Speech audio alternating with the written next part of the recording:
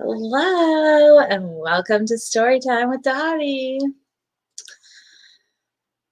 So, it's March 16th, 2022, and spring is quickly approaching. So, very excited for the spring equinox and then the new season and the real new year. And yeah, everything's just awesome. I got really high today, so that helped for sure. But hello to everyone. It's time again for our 2 chapters, so I hope you're looking forward to it. I'm always looking forward to reading to you. So, hello to Eric DeLeon and Tom Budis and Dirk and Waters Above. So, just a little cozy crowd tonight, and that's awesome. And I'm going to try to not ramble a ton tonight because I still have to do a workout and I have to do a quick painting. So I will probably do some kind of floral design because those are very quick paintings for me. But yeah, I'm excited to do my workout, so got to get all of that done before the night is over. So still have a couple hours of the night left, but hello to Sue Finelli and Commercial Sound and Video. Hello and welcome. Don't forget to hit the thumbs up and share it around if other people might like might like story time. You just never know. So, without further ado, let's get this party train rolling. We're continuing with the Silver Chair in the Chronicles of Narnia series, and we are on chapter 9. So, how they discovered something worth knowing. The others admitted afterward that Jill had been wonderful that day.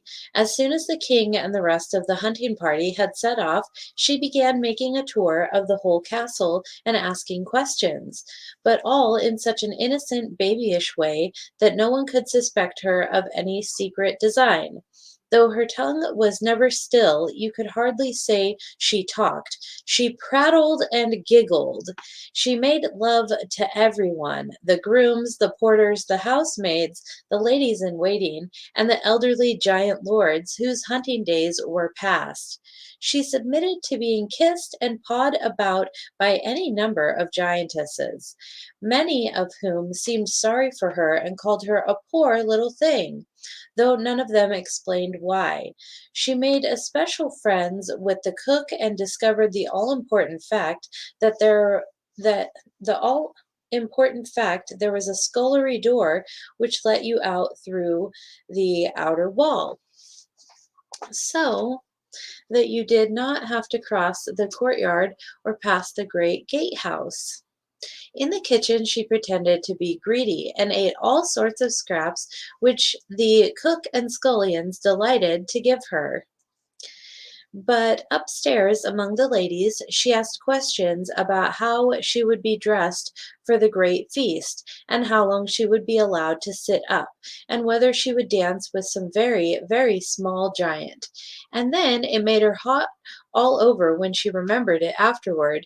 She would put her head on one side in an idiotic fashion, which grown ups, giants, and otherwise thought very fetching, and shake her curls and fidget and say, "Oh, I do wish it was tomorrow night, don't you? Do you think the time will go quickly till then?"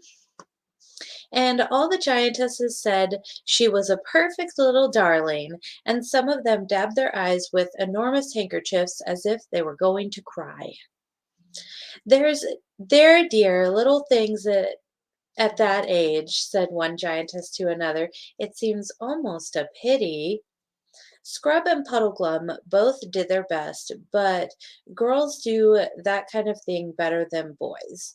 Even boys do it better than Marshwiggles. At lunchtime, something happened which made all three of them more anxious than ever to leave the castle of the gentle giants.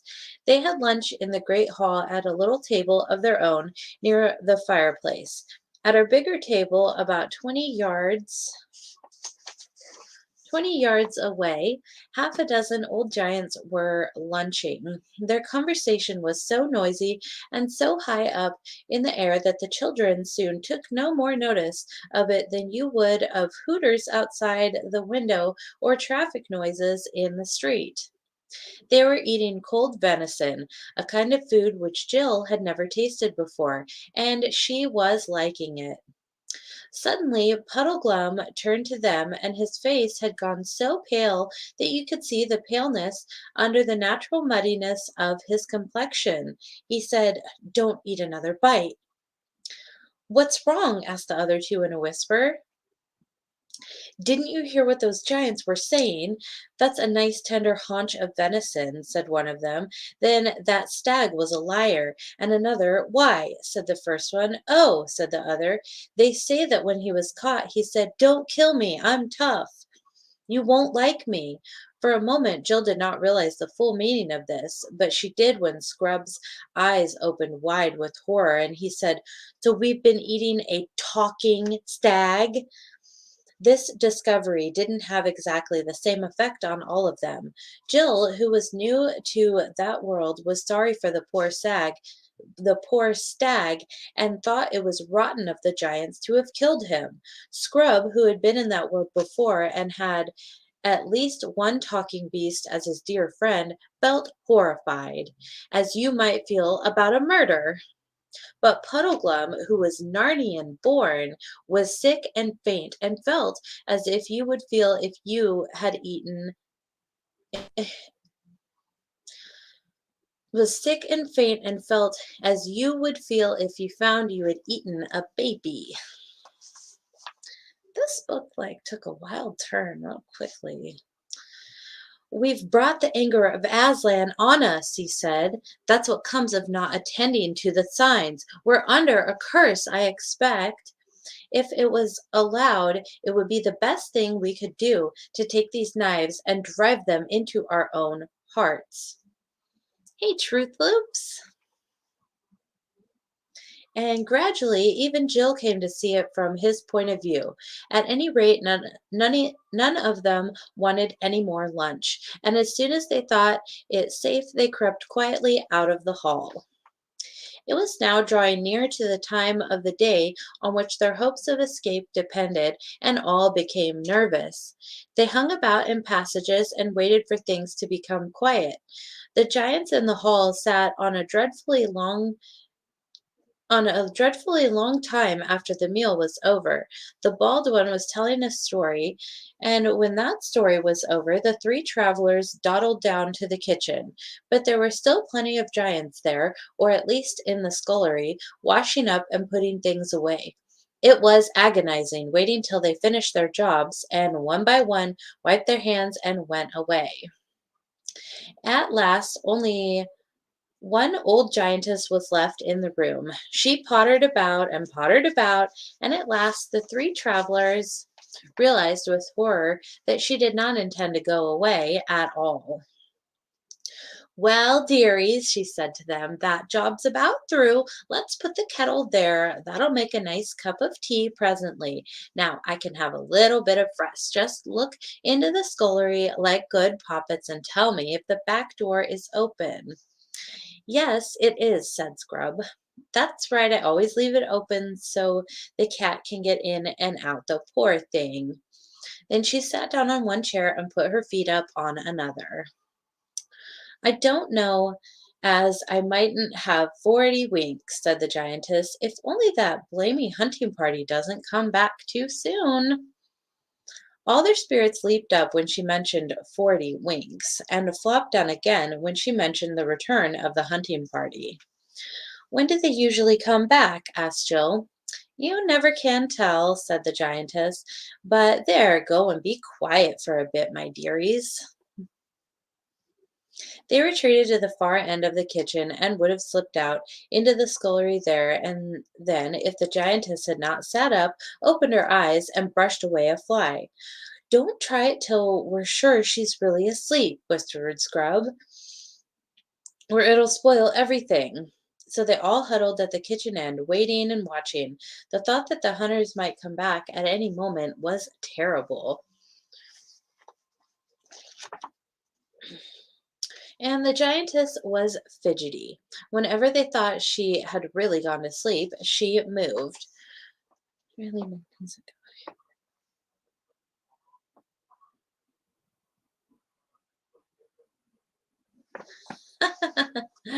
That's awesome. Commercial sound video. That's hilarious. We were all posers at one time for one thing or another.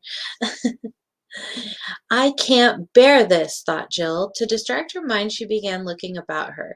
Just in front of her was a clean, wide table with two clean pie dishes on it and an open book. They were giant pie dishes, of course.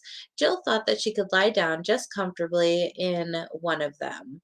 Then she climbed up on the bench beside the table to look at the book, and she read, Mallard. This delicious bird can be cooked in a variety of ways. Bus and Ray Mud Flood Adventures. Hello. Hello and welcome. It's a cookery book, thought Jill, without much interest, and glanced over her shoulder. The Scientist's eyes were shut, but she didn't look as if she were properly asleep. Jill glanced back at the book. It was arranged alphabetically, and at the very next entry, her heart seemed to stop beating. It read, Man, this elegant little biped has long been valued a delicacy. It forms a traditional part of the autumn feast and is served between the fish and the joint. Each man, but she could not bear to read any more. She turned round. The giantess had waked up and was having a fit of coughing. Jill nudged the other two and pointed to the book. They also mounted the bench and bent over the huge pages. Scrub was still reading How to Cook Men when Puddleglum pointed to the next entry below it. It was like this.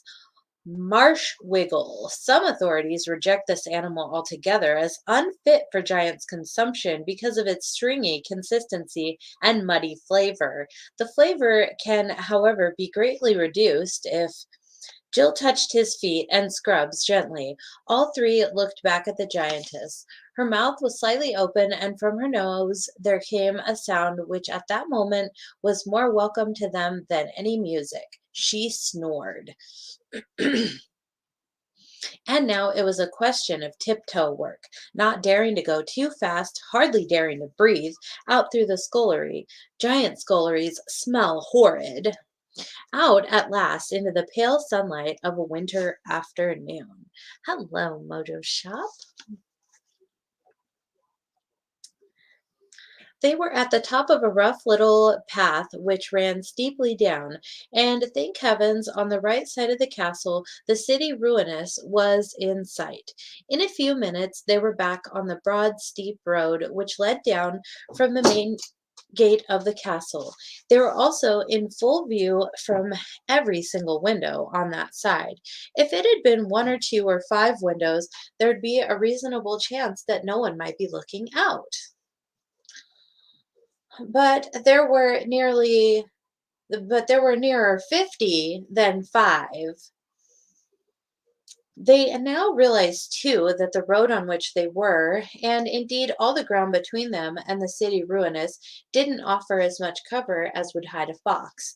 It was all coarse grass and pebbles and flat stones.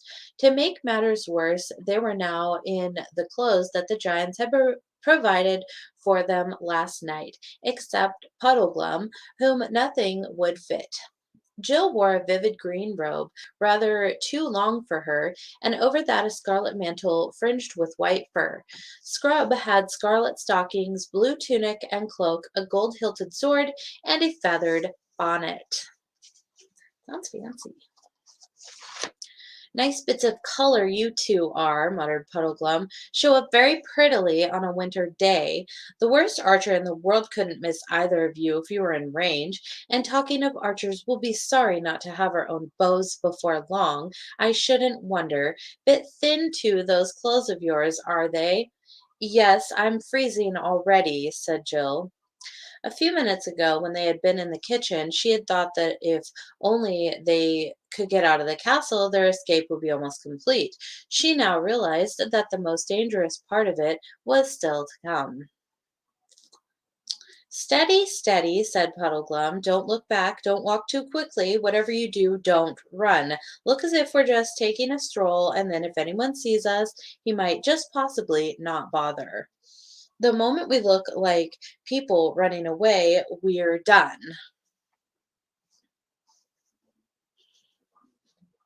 The distance to the city ruinous seemed longer than Jill would have believed possible, but bit by bit they were covering it. Then came a noise. The other two gasped, and Jill, who didn't know what it was, said, "What's that?" "Hunting horn," whispered Scrub. "But don't run even now," said Puddleglum, "not till I give the word." This time Jill couldn't help glancing over her shoulder. There, about half a mile away, was the hunt returning from behind on the left. They walked on. Suddenly a great clamor of giant voices arose, then shouts and hollas. "They've seen us! Run!" said Puddleglum. Jill gathered up her long skirts, horrible things for running in, and ran. There was no mistaking the danger now. She could hear the music of the hounds. She could hear the king's voice roaring out, after them, or we'll have no man pies tomorrow." She was last of the three now, cumbered with her dress, slipping on loose stones, her hair getting in her mouth, running pains across her chest. The hounds were much nearer. Now she had to run uphill, up the stony slope which led to the lowest step of the giant stairway. She had no idea what they would do when they got there, or how they would be any better off if they reached the top. But she didn't think about it. She was like a hunted animal now. As long as the pack was after her, she must run until she dropped. The marsh wiggle was ahead. As he came to the lowest step, he stopped, looked a little to his right, and all of a sudden darted into a little hole or crevice at the bottom of it. His long legs disappearing into it looked very like those of a spider. Scrub hesitated and then vanished after him. Jill, breathless and reeling, came to the place about a minute later. It was an unattractive hole, a crack between the earth and the stone about 3 feet long and hardly more than a foot high. You had to fling yourself flat on your face and crawl in. You couldn't do it so very quickly either. She felt sure that a dog's teeth would close on her heel before she got inside. Quick, quick, stones, fill up the opening, came Puddleglum's voice in the darkness beside her. It was pitch black in there, except for the gray light in the opening by which they had crawled in. The other two were working hard. She could see Scrub's small hands and the Marsh Wiggle's big, frog-like hands black against the light, working desperately to pile up stones. Then she realized how important this was and began groping for large stones herself and handing them to the others. Before the dogs were baying and yelping at the cave mouth, they had it pretty well filled, and now, of course, there was no light at all. Further in, quick, said Puddleglum's voice. Let's all hold hands, said Jill. Good idea, said Scrub, but it took them quite a long time to find one another's hands in the darkness. The dogs were sniffing at the other side of the barrier now. Try if we can stand up, suggested Scrub. They did and found that they could. Then Puddleglum holding out a hand behind him to Scrub, and Scrub holding a hand out behind him to Jill, who wished very much that she was in the middle.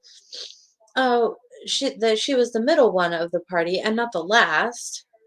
They began groping with their feet and stumbling forward into the blackness. It was all loose stones underfoot.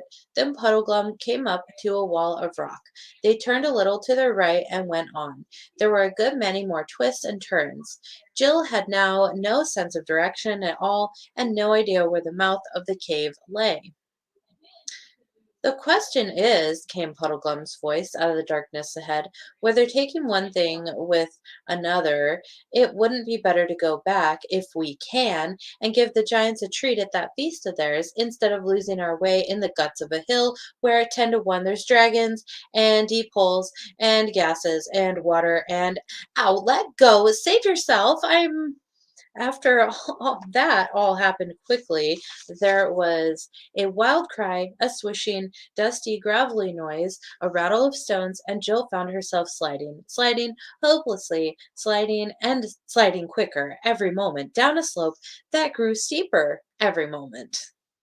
It was not a smooth, firm slope, but a slope of small stones and rubbish. Even if you could have stood up, it would have been no use.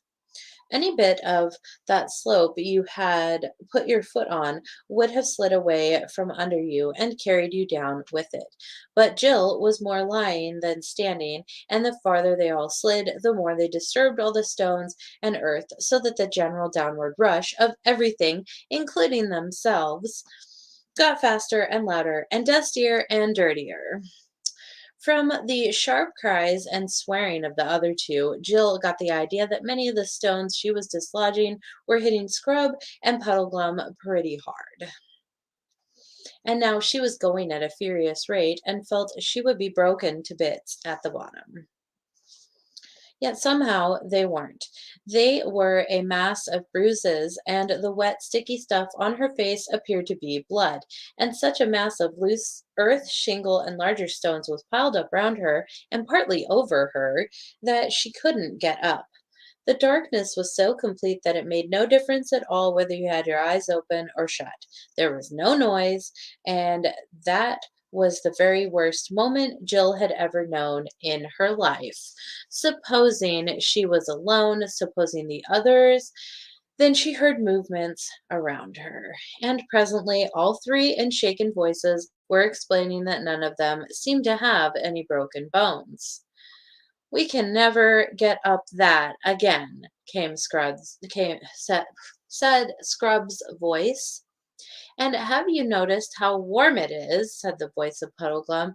That means we're a long way down. It might be nearly a mile. No one said anything. Some time later, Puddleglum added, my tinder box is gone." After another long pause, Jill said, "I'm terribly thirsty." No one suggested doing anything. There was so obviously nothing to be done. For the moment, they did not feel it quite so badly as one might have expected. That was because they were so tired. Long, long afterward, without the slightest warning, an utterly strange voice spoke. They knew at once that it was not the one voice in the whole world for which each had secretly been hoping, the voice of Aslan. It was a dark, flat voice, almost, if you know what that means, a pitch black voice. It said, "What make you here, creatures of the overworld?" Ooh, chapter 10, Travels Without the Sun. That sounds quite interesting. You give me just one moment. I'm going to do something. So, talk amongst yourselves. um,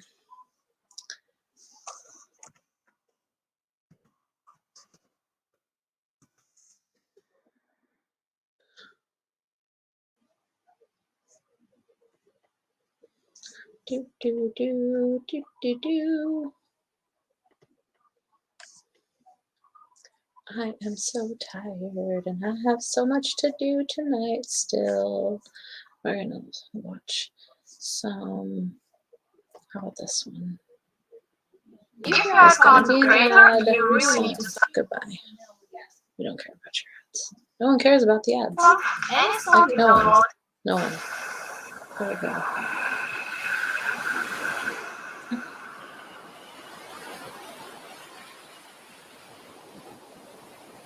Make it a little more relaxing for y'all. So, chapter 10, Travels Without the Sun. "Who's there?" shouted the three travelers. "I am the warden of the marches of Underland, and with me stand 100 Earthmen in arms," came the reply. "Tell me quickly who you are and what is your errand in the deep realm." "We fell down by accident," said Puddleglum, truthfully enough. "Many fall down, and few return to the sunlit lands," said the voice. "Make ready now to come with me to the Queen of the Deep realm." "What does she want with us?" asked Scrub cautiously. "I do not know," said the voice. "Her will is not to be questioned, but obeyed." While he said these words, there was a noise like a soft explosion, and immediately a cold light, gray light with a little blue in it, flooded the cavern. All All hope that the speaker had been idly boasting when he spoke of his 100 armed followers died at once. Jill found herself blinking and staring at a dense crowd. They were of all sizes, from little gnomes barely a foot high to stately figures taller than men. All three carried three-pronged spears in their hands, and all were dreadfully pale. And all stood as still as statues. Apart from that, they were very different. Some had tails, others not. Some wore great beards, and others had very round, smooth faces, big as pumpkins. There were long, pointed noses, and long, soft noses, like small trunks, and great, blobby noses. Some had single horns in the middle of their foreheads, but in one respect they were all alike. Every face in the whole 100 was as sad as a face could be. They were so sad that after the first glance, Jill almost forgot to be afraid of them. She felt she would like to cheer them up. "Well," said Puddleglum, rubbing his hands. "Hello, RH." Rubbing his hands. "This is just what I needed. If these chaps don't teach me to take a serious view of life, I don't know what will. Look at that fellow with the walrus mustache, or that one with the—" "Get up," said the leader of the Earthmen. There was nothing else to be done. The three travelers scrambled to their feet and joined hands. One wanted the touch of a friend's hand at a moment like that, and the Earthmen came all round them, patting on large, soft feet, and on which some had 10 toes, some 12, and others none. March, said the warden, and march they did. The cold light came from a large ball on top of a long pole, and the tallest of the gnomes carried this at the head of the procession. By its cheerless rays, they could see that they were in a natural cavern. The walls and roof were knobbed, twisted, and gashed into 1,000 fantastic shapes, and the stony floor sloped downward as they proceeded. It was worse for Jill than the others because she hated dark underground places, and as they went on, the cave got lower and narrower, and when at last the light bearer stood aside and the gnomes one by one stooped down, all except the very smallest ones, and stepped into a little dark crack and disappeared, she felt she could bear it no longer. I can't go in there. I won't, she panted. The Earthmen said nothing, but they all lowered their spears and pointed them at her. Steady pull, said Puddleglum. Those big fellows wouldn't be crawling in there if it didn't get wider later on. And there's one thing about this underground work. We shan't get any rain. Oh, you don't understand. I can't, wailed Jill. Think how I felt on that cliff pole, said Scrub. You go first, Puddleglum, and I'll come after her. That's right, said the Marsh Wiggle, getting down on his hands and knees. You keep a grip on my heels, Pull, and Scrub will take hold onto yours. Then we'll all be comfortable. Comfortable, said Jill, but she got down and they crawled in on their elbows. It was a nasty place. You had to go flat on your face for what seemed like half an hour, though it may really have only been 5 minutes. It was hot. Jill felt she was being smothered, but at last a dim light showed ahead. The tunnel grew wider and higher, and they came out, hot, dirty, and shaken, into a cave so large that it scarcely seemed a cave at all. It was full of a dim, drowsy radiance, so that here they had no need of the Earthman's strange lantern. The floor was soft with some kind of moss, and out of this grew many strange shapes, branched and tall like trees, but flabby like mushrooms. They stood they stood too far apart to make a forest. It was more like a park. The light, a greenish gray, seemed to come from seemed to come both from them and from the moss, and it was not strong enough to reach the roof of the cave, which must have been a long way overhead. Across the mild, soft, sleepy place they were now made to march. It was very sad, but with a quiet sort of sadness, like soft music. Here they passed dozens of strange animals lying on the turf, either dead or asleep. Jill could not tell which. These were mostly of a dragonish or bat-like sort. Puddleglum did not know what any of them were. Do they grow here? Scrub asked the warden. He seemed very surprised at being spoken to, but replied, No, they are all beasts that have found their way down by chasms and caves out of Overland into the deep realm. Many come down, and few return to the sunlit lands. It is said that they will all wake at the end of the world. Hmm.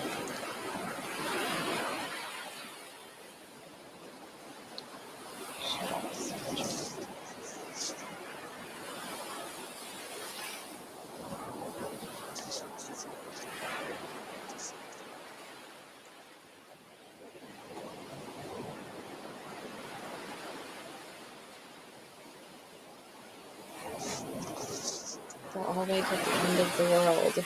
That's interesting.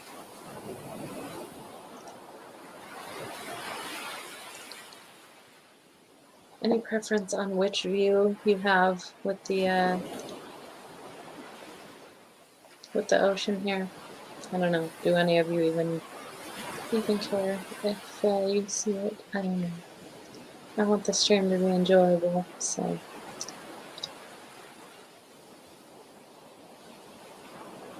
I think that's a good one.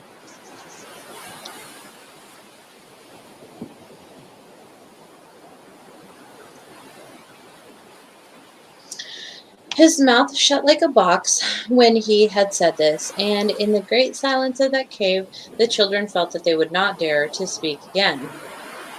The bare feet of the gnomes padding on the deep moss made no sound. There was no wind, there were no birds, there were no sounds, there was no sound of water, there was no sound of breathing from the strange beasts.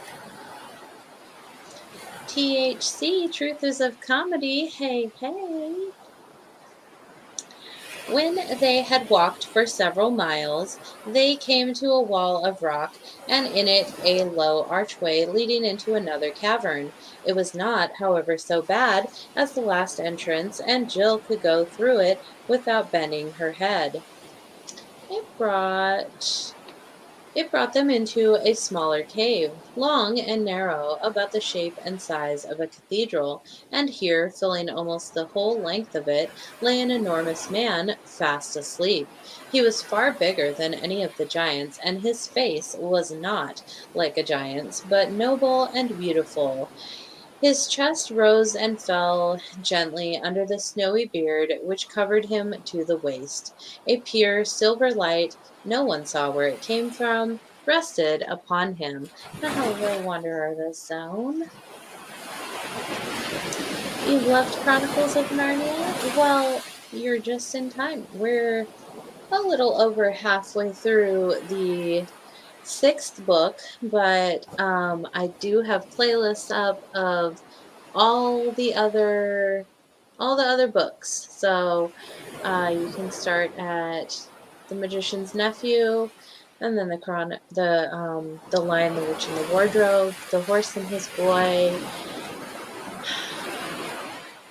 Prince Caspian, The Voyage of the Dawn Treader. Or wait, I think. Anyway, um, I think I got the order wrong. Anyway, all the other books are on my channel. That's what I'm trying to say. They're all in playlists and they are numbered, you know, which book it is. You hate reading, so this is awesome. Well, I'm glad that you enjoy it because I love reading, and these are some of my favorite books. They're wonderful. They're just wonderful stories, and I have heard that they're based off the Bible, but I haven't looked into it too much. Maybe we'll do like a stream like that after we finish the series. Just like see if anyone has made a good like breakdown of these books because I'd be curious to hear it. But yeah. Anyway, I've loved this series since I was very young, and after I finish this one, I'm going to be reading The Lord of the Rings. So I'm very excited for that. I've never read that series, and I think it will be a lot of fun to read it to you guys. So, best guys and gals in the realm. Yes, I thank you for being here very much. Much appreciated. "Who's that?" asked Puddleglum, and it was so long since anyone had spoken that Jill wondered how he had the nerve. Clem Fandango, hello! C.S. Lewis was a Christian and Aslan was the Christ figure. Yes, exactly. Barbazina Bear, hello! So the one thing that is kind of weird is that I get how Aslan is represented as the Christ figure, but he's also represented as God, because in the first book, Aslan comes out of darkness and sings everything into creation. So it's kind of just a little thing. I don't think that Jesus is God, but you know, it's all good. Whatever. Everybody has their own interpretation of it, but But yeah, I would like to know more about um, how the book is based off the Bible. I think that'd be really interesting. So, that is old Father Time, who was once a king in Overland, said the warden, and now he is sunk down into the deep realm and lies dreaming of all things that are done in the upper world. Many sink down and few return to the sunlit lands. They say he will wake at the end of the world. And out of that cave they passed into another, and then into another and another, and so on till Jill lost count. But always they were going downhill, and each cave was lower than the last, till the very thought of the weight and depth of the earth above you was suffocating. At last they came to a place where the warden commanded his cheerless lantern to be lit again. Then they passed into a cave so wide and dark that they could see nothing of it except that right in front of them a strip of pale sand ran down into the still water, and there, beside a little jetty, lay a ship without mast or sail, but with many oars. They were made to go on board her and led forward to the bows, where there was a clear space in front of the rowers' benches and a seat running round inside the bulwarks.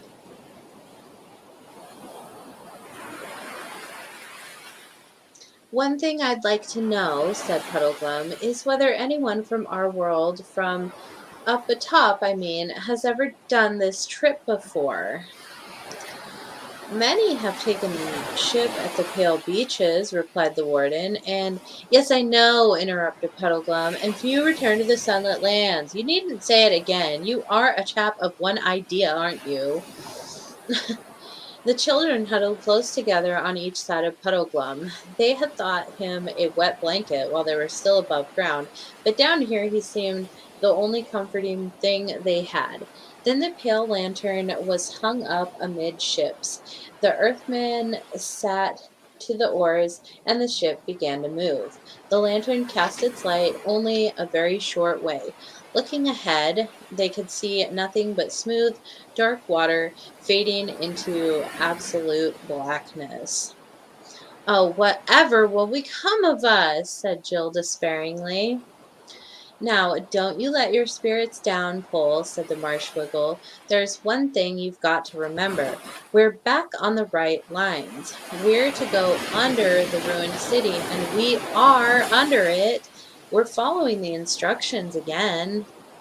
Presently they were given food, flat, flabby cakes of some sort which had hardly any taste, and after that they gradually fell asleep. But when they woke, everything was just the same. The gnome still rowing, the ship still gliding on, still dead blackness ahead. How often they woke and slept and ate and slept again, none of them could even remember. And the worst thing about it was that you began to feel as if you had always lived on that ship in that darkness, and to wonder whether sun and blue skies and wind and birds had not been only a dream. They had almost given up hoping or being afraid about anything when at last they saw lights ahead.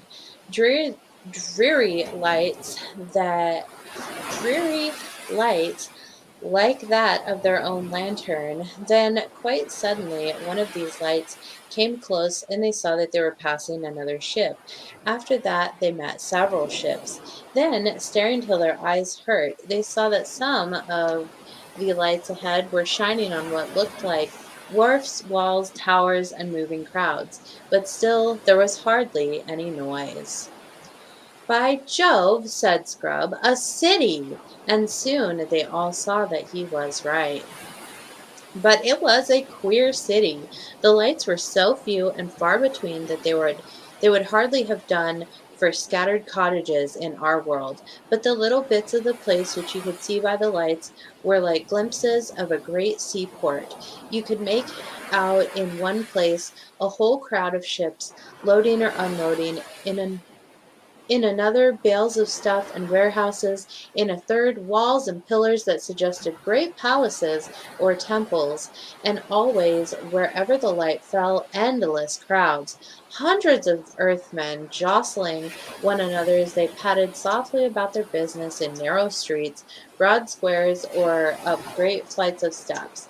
Their continued movement made a sort of soft murmuring noise as the ship drew nearer and nearer, but there was not a song or a shout or a bell or the rattle of a wheel anywhere. The city was as quiet and nearly as dark as the inside of an ant hill.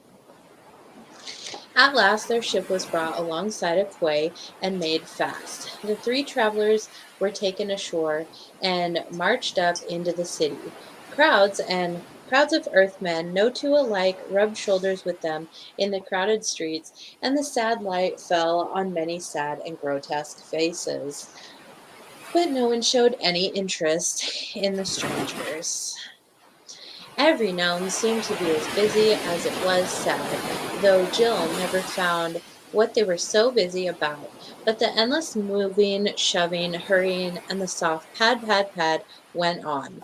At last they came to what appeared to be a great castle, though few of the windows in it were lighted.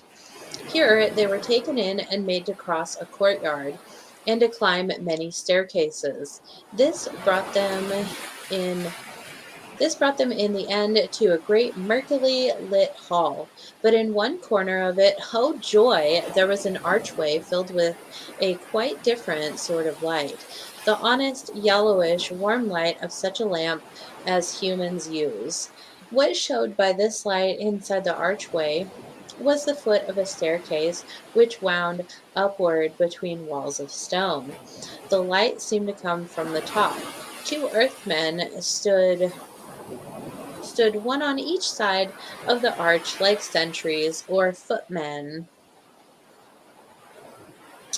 The warden went up to these two and said, as if it were a password, "May sink down to the underworld." Many sink down to the underworld. And few return to the sunlit lands, they answered, as if it were the countersign. Then all three put their heads together and talked. At last one of the two gnomes in waiting said, "I tell you the Queen's Grace is gone from hence on her great affair. We had best keep these top dwellers in strait prison till her homecoming. Few return to the sunlit lands." I would be so sad without sunlight. I am a fully solar powered girl, and I would not be able to handle if there was no sun. Every time the sun is shining down, I just like close my eyes and stare up into it and just absorb the energy. I just feel alive, and it is so good, so good. At that moment, the conversation was interrupted by what seemed to Jill the most delightful noise in the world. It came from above, from the top of the staircase, and it was a clear, ringing, perfectly human voice, the voice of a young man. "What coil are you keeping down there, Mulgutherum?" it shouted. "Overworlders! Aha! Bring them up to me, and that presently." "Please it your highness to remember," began Mulgutherum, but the voices cut him short. "It pleases my highness principally to be obeyed, old mutterer." "Bring them up," it called. Mulgutherum,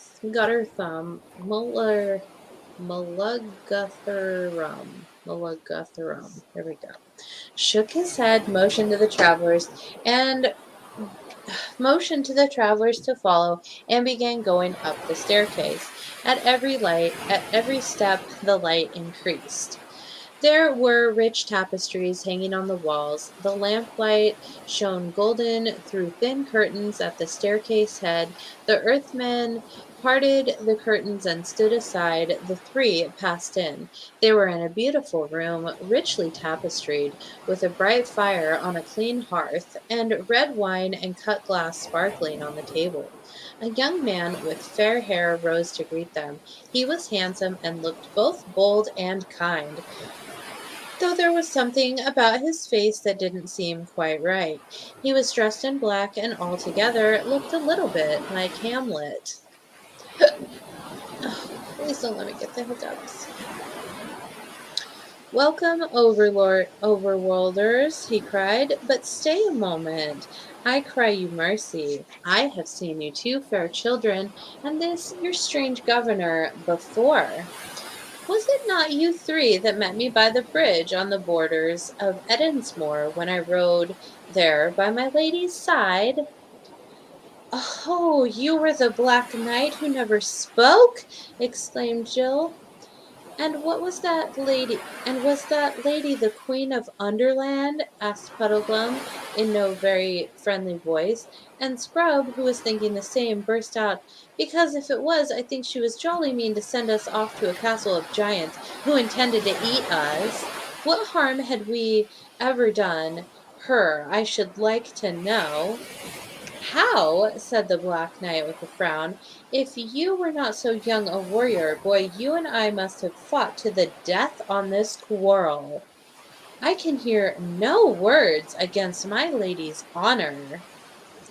But of this you may be assured that whatever she said to you, she said of a good intent.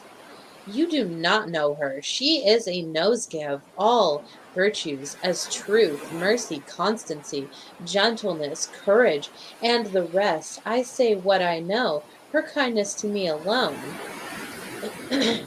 who can in no way reward her, would make an admirable history. But you shall know and love her hereafter. Meanwhile, what is your errand in the deep lands?" The Black Knight. And before Puddleglum could stop her, Jill blurted out, "Please, we are trying to find Prince Rillian of Narnia." And then she realized what a frightful risk she had taken. These people might be enemies, but the knight showed no interest. "Rillian? Narnia?" he said carelessly. "Narnia? What land is that? I have never heard the name. It must be 1,000 leagues from these parts, from those parts of the other world that I know. But it was a strange fantasy that brought you seeking this. How do you call him? Billion? Trillion? In my lady's realm? Indeed, to my certain knowledge, there is no such man here." He laughed very loudly at this, and Jill thought to herself, "I wonder, is that what's wrong with his face? Is he a bit silly?" He seems pretty silly, especially for a knight. "We had been told to look for a message on the stones of the city ruinous," said Scrub, "and we saw the words, 'Under me.'" The knight laughed even more heartily than before. "You were the more deceived," he said. "Those words meant nothing to your purpose. Had you but asked my lady, she could have given you better counsel.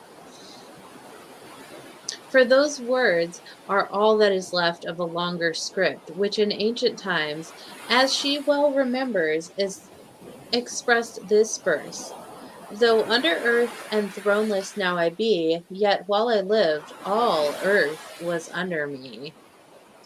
Tetrahydrocannabinol.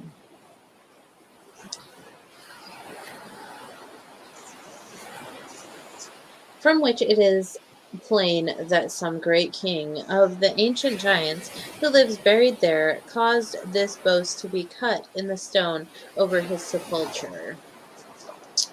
Though the breaking up of some stones and the carrying away of others for new buildings, and the filling up of the cuts with rubble, has left only 2 words that can still be read, it is not the merriest jest in the world that you should have thought they were written to you."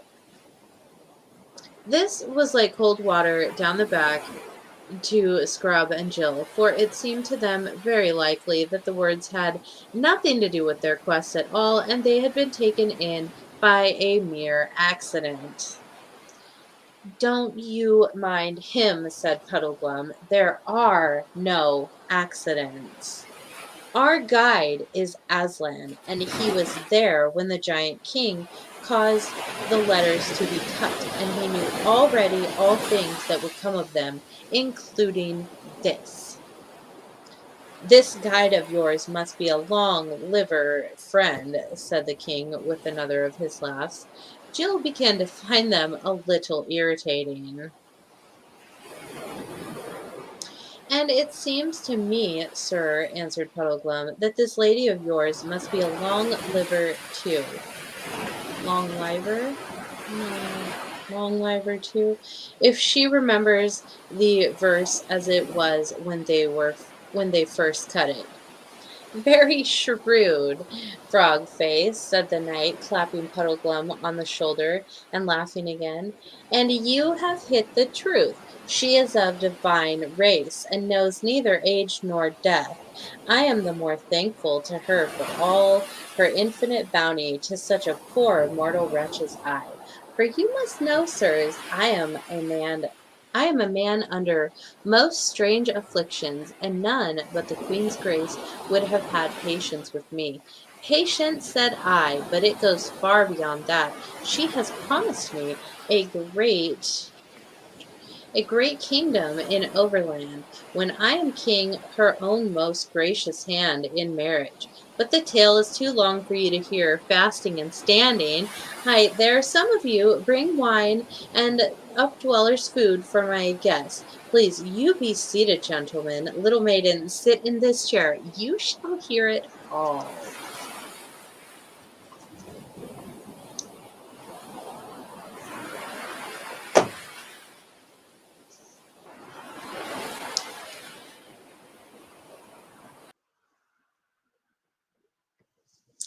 So that is the end of yet another 2 chapters.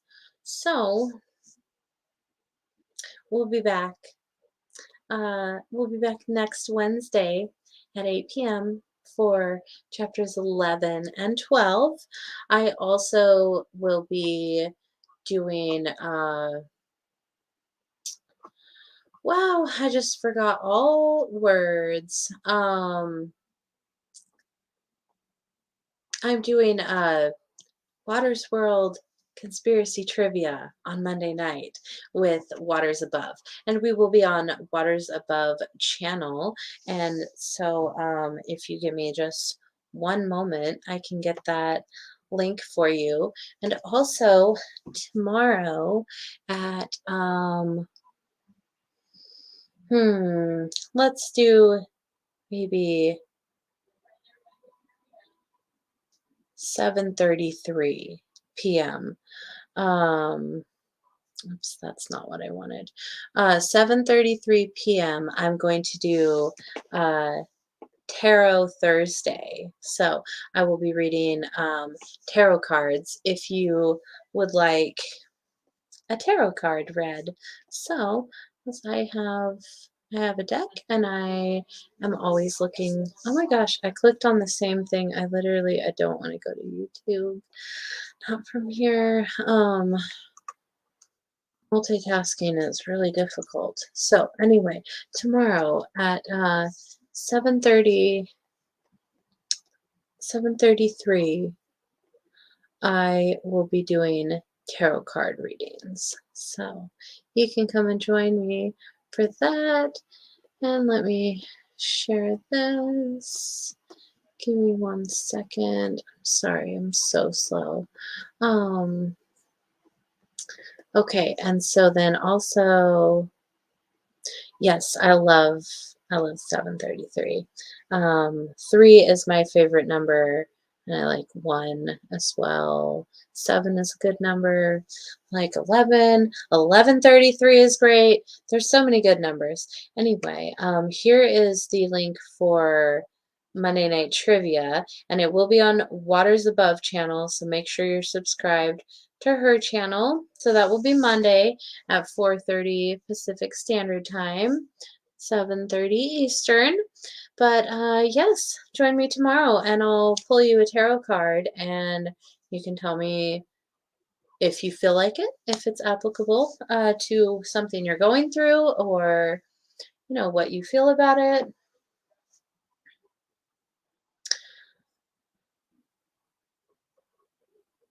Hmm. The world's top numerologist is 33 life path, born on the 7th. Gary Kernberg. Very nice. Yeah, I like 33 a lot. It's a fantastic number. So, yeah, I thank you all for being here very much. Make sure and hit the like button on your way out, and let me just give some last shout outs here, and then I'll get out of here. So hello to Lunderground, Kirk, Barbara Zena Bear, RH, Wanderer of the Zone, Sue Finelli, THC, Truther's Hour of Comedy, Clem Fandango, Waters Above, Mojo Shop, Boston Ray Mud Flood Adventures, Commercial Sound and Video, Truth Loops, Eric DeLeon, Tom Budis, and that's everyone. So, I thank you all for tuning in to Story Time, and I will see you tomorrow, and then I will see you Monday, and then I will see you Wednesday. We just have this fun just continuing on. So, much love, guys and gals, and I will see you. The tarot readings from one of Gary's students. Pay $44 a month for his daily readings. I'll be up for tarot next time. I had a deck for 3 years. Yes, do it. Awesome. You're very welcome. I enjoyed reading to you. I hope it was relaxing. I hope you enjoyed the story. And yeah, I will see you all tomorrow, 7:33. So much love, guys and gals, and see you all on the flat side. Mwah.